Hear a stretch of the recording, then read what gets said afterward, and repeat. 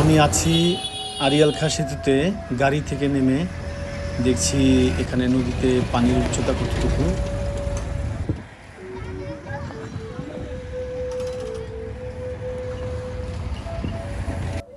আমি ঢাকা থেকে ব্রাহ্মণবাড়িয়া হয়ে আখাউড়া স্টেশনে পার হয়ে কসবার পাশে দিয়ে নয়নপুর বাজার থেকে ঠিক 2 কিলোমিটার দূরে ভিতরে কুমিল্লার ভিতরে কোনঘাটা পশ্চিমপাড়া গ্রামে যাচ্ছি।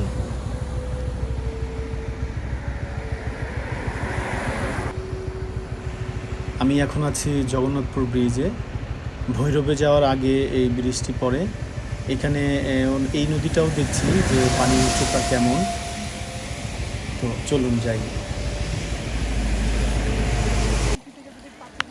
এখান থেকে আমরা আর যেতে পারছি না। এখানে আমাদের গাড়িটা এক জায়গায় রেখে উপজেলা অফিসে রেখেছি। এখান থেকে আমরা হেঁটে যাব। হেঁটে গিয়ে ওইখান থেকে আবার কোনো অটোরিকশা বা কোনো কিছুর মাধ্যমে আমরা আসলে যে প্লেসের কথা বলেছিলাম ওইখানে যাব।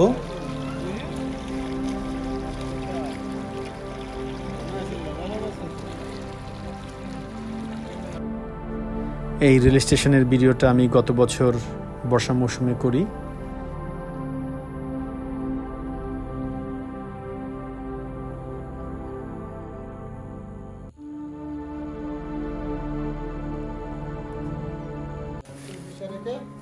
তো আমরা এখানে এসে নয়নপুর বাজার থেকে কিছু ত্রাণ সামগ্রী কিনে এখানে লোকাল যে ছাত্ররা ছিল তাদের দিয়ে প্যাকিং করে আমরা এখান থেকে 2 কিলোমিটার ভিতরে কোনাঘাট পশ্চিমপাড়া গ্রামে যাচ্ছি। এই যাওয়ার জন্য একটি নৌকা ঠিক করি। এই নৌকা ঠিক করার জন্য হাফিজ ভাই ওই গ্রামের একজন ছাত্র, সে আমাদেরকে এই নৌকাটা ঠিক করে দেওয়ার জন্য মানে সাহায্য করে। তো আমরা এখন যাচ্ছি ওখানে। এখানে যারা ত্রাণ দিতে আসতেছে এখানের উপজেলা অফিস অথবা এখানে ছাত্ররা কর্মরত আছে, তাদেরকে অনেকে ত্রাণ দিয়ে এখান থেকেই চলে যাচ্ছে। দেখি আমরা আরেকটু ভিতরে যাই, দেখি আমরা আমাদের গন্তব্যে যেতে পারছি কিনা। এখানে কোনাঘাট পশ্চিমপাড়া গ্রামের সবার সাথে কথা বলে যেটা বলল তারা যে এখানে এখন পর্যন্ত ত্রাণ পৌঁছায় নাই। আর আপনার নয়নপুর বাজার থেকে যেটা দেখলাম যে গাড়িগুলো ত্রাণের গাড়িগুলো যেদিকে যাচ্ছে তো যাচ্ছেই।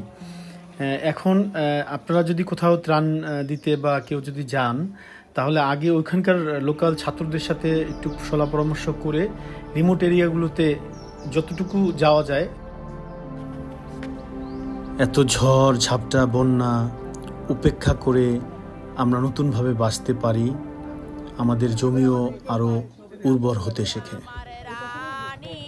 তোর পিড়িতে পাইলাম সুখের পানি, তোর পিড়িতে এত জ্বালায় আমি কি আর জানি, এই তোর পিড়িতে।